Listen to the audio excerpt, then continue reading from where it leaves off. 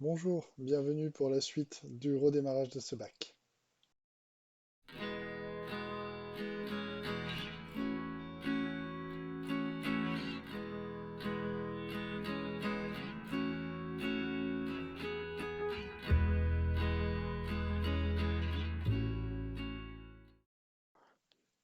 Lors de la dernière vidéo, nous avions vu le premier mois du redémarrage avec notamment l'invasion d'algues filamenteuses qui n'a pas duré très très longtemps.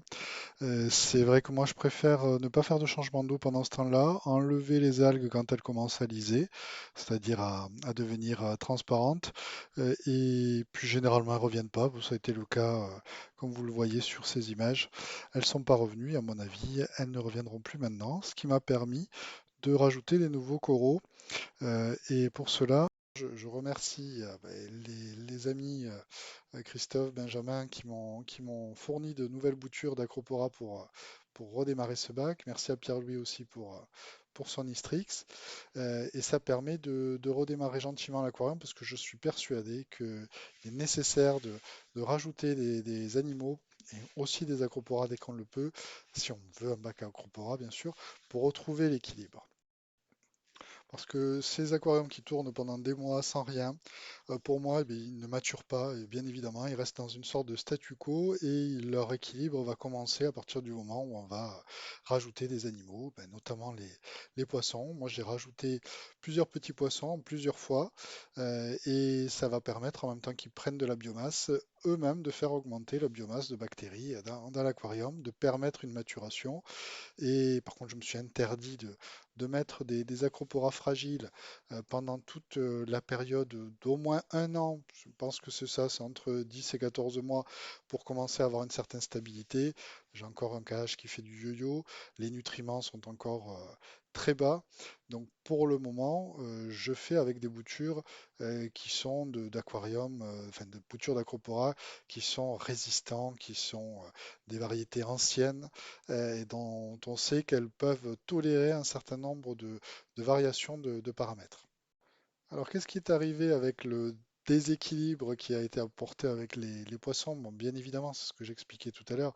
L'équilibre d'un aquarium d'eau de mer récifale, en tout cas, il est dynamique. Donc, si on rajoute quelque chose, on change ce point d'équilibre et de toute façon, il évolue avec le temps. Donc chaque fois qu'on modifie un paramètre, un autre est modifié automatiquement. Donc le point d'équilibre de l'aquarium évolue en permanence. Et ce qui s'est passé là, c'est que ce déséquilibre, cette évolution de l'équilibre a apporté des ninoflagellés. Donc là, on les voit mieux. J'ai rajouté un peu de luminosité pour qu'on voit mieux le jaune sur les pierres et sur le sable. C'est tout à fait normal. De toute façon, pour le moment, le flux de nutriments est pas, est pas stable. Et en plus de ça, j'ai arrêté de rajouter des bactéries. Donc là, je vois bien l'intérêt effectivement de rajouter des bactéries, de continuer cette guerre de l'espace.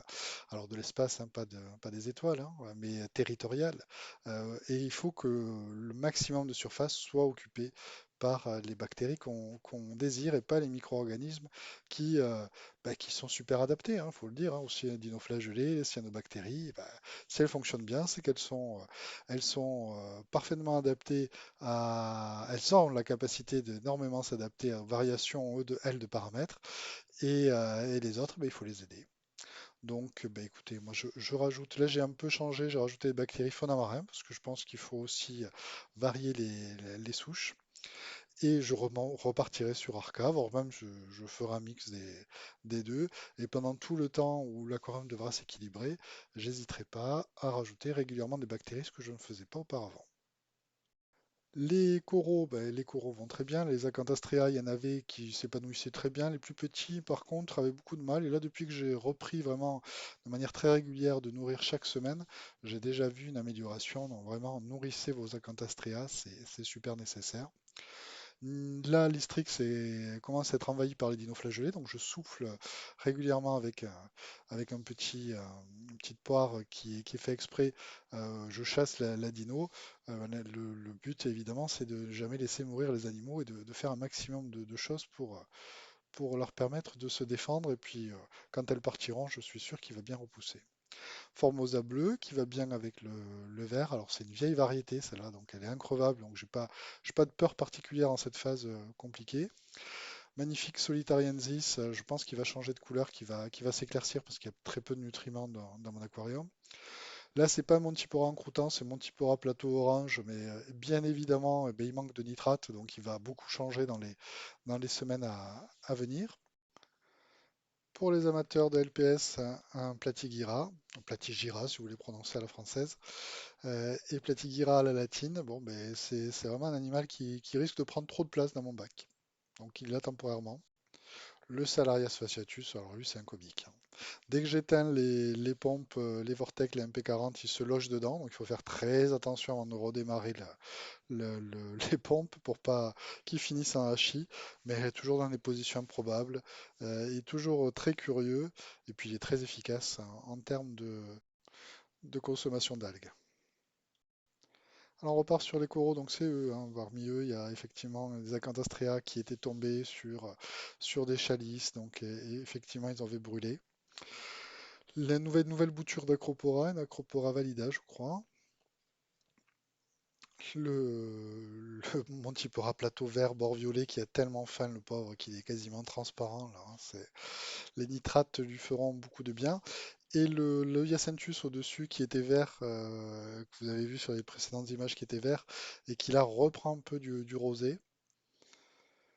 Le Sarmentosa de Marinum, bravo Marinum, il faut des coraux exceptionnels parce que quand on voit tous les coraux de Rocorals qui sont crachés, puis lui, son corail, non seulement il a survécu, mais en plus il a complètement colonisé son support maintenant, et puis il fait plein de petites têtes et il commence à bien pousser.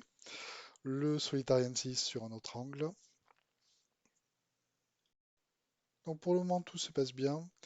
J'espère que tous ces animaux, donc les derniers poissons, c'est-à-dire les chromis et le centropige, ont été rajoutés il y a quelques jours. Donc pour le moment, il n'y a pas d'effet sur la production de nitrate, puis ils sont relativement petits encore. Le centropige est génial, hein. Alors là, l'auriculus, qui est devenu l'auricula, j'ai l'impression, c'est un petit changement de nom. Il est vraiment très curieux, il se montre tout le temps en train de papillonner autour du décor. Franchement, c'est pas un papillon, hein, c'est un ange, mais il papillonne et c'est un régal à regarder. Là, filme un peu de loin le Gramma Loreto qui est très discret. Bon, mais, je suis obligé d'être loin de l'aquarium pour pouvoir le voir, mais il est là aussi très très joli. Moi, c'est vraiment des premiers poissons que j'ai vus en eau de mer sur Aquarium Magazine en 1996. C'est lui qui m'avait donné envie de faire de l'eau de mer. Moi, je vous rassure, hein, en 96, j'avais 14 ans, donc je suis pas si vieux que ça. Par contre, j'ai suffisamment d'expérience pour pas m'inquiéter de cette caudale effilochée. J'ai vu beaucoup de poissons reconstituer leur nageoire une fois qu'ils étaient bien acclimatés. Et au pire des cas, j'ai deuxième bac d'hôpital en quelque sorte, en tout cas un bac qui peut servir à retaper un poisson si besoin. Donc je le surveille de près. Donc pas d'inquiétude. Je vous remercie d'avoir regardé, je vous attends pour la prochaine vidéo et bon riffing à tous. Au revoir.